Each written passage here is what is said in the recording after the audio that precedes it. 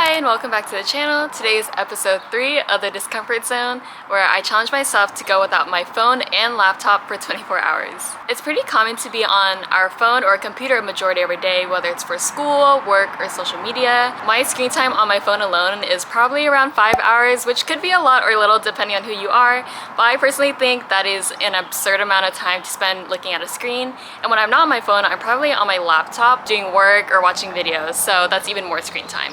I think it'll be nice to disconnect for the day, so let's see what I'll be up to for the next 24 hours.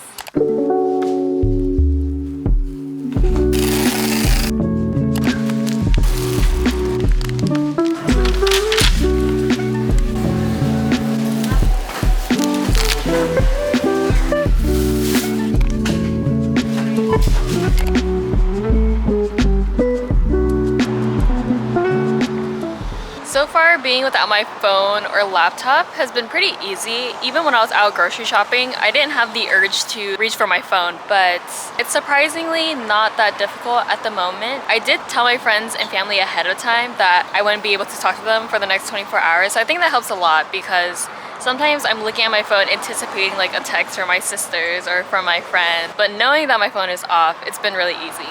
I'm still a little hungry, so I'm gonna eat a little snacky.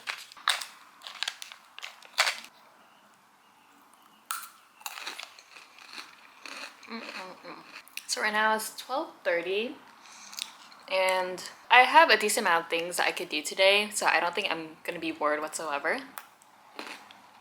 Hi Raider.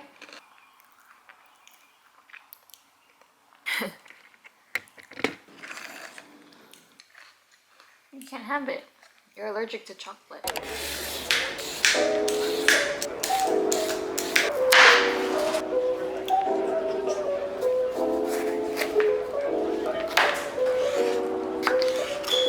No. Get your paw.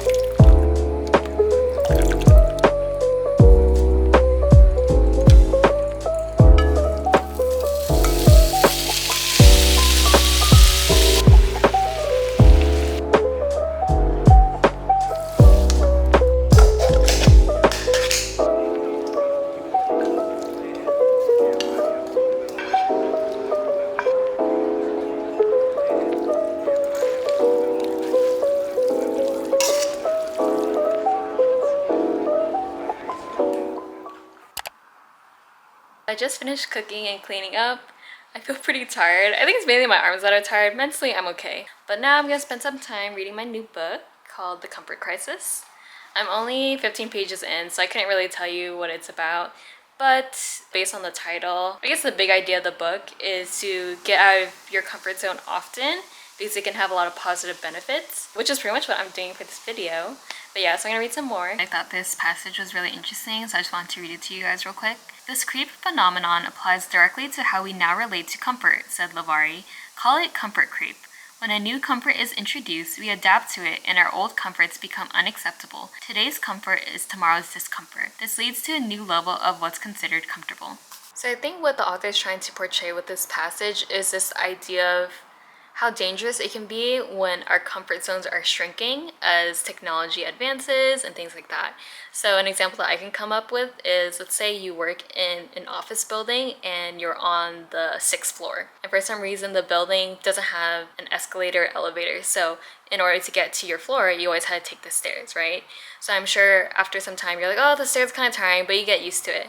But what if all of a sudden the building installs elevators so you don't need to take the stairs anymore? You're like, wow, this is so fast, this is great. So that's like your new comfort zone. But imagine one day the elevator breaks and you have to go back to taking the stairs again. And I feel like because your comfort zone has shrunk, you would view going up the stairs even more dreadful than it was before. Does that make sense?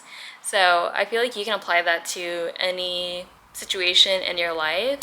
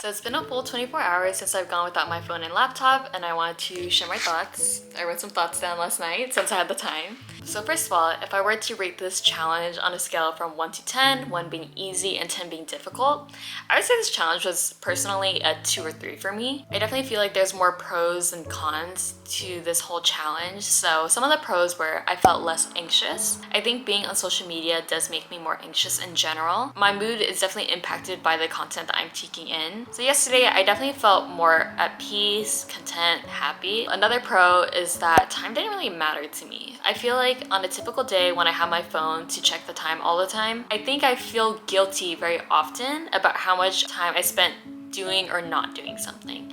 So if I was on TikTok for a whole hour, I'm like, man, I could have used that to work on my art project. But since I am not paying attention to the time as much, I just kind of went at my own pace, just did the things I wanted to do, and I felt very satisfied at the end of the day. There were a few cons. The biggest one was I did get bored. So around 8, 9, or 10 o'clock, everyone's in the room doing their own thing. So I was truly alone, and I felt like it would have been nice to have music or a TV show playing in the background while I worked on my art. So yeah, the overall con is you do get bored, and I did have that urge to want to go on my phone just a little bit. But I think that's very normal. I definitely recommend this challenge to other people. I know that everyone's lifestyle is very different and it might not be realistic to go without your phone or laptop for a full 24 hours, but you can at least implement it in small ways. Maybe after 7 p.m. you turn off your phone so you can spend quality time with yourself, your friends, your family. So yeah, I think overall this was a very enriching experience for me. I'm ready to turn my phone on and see what I missed out on.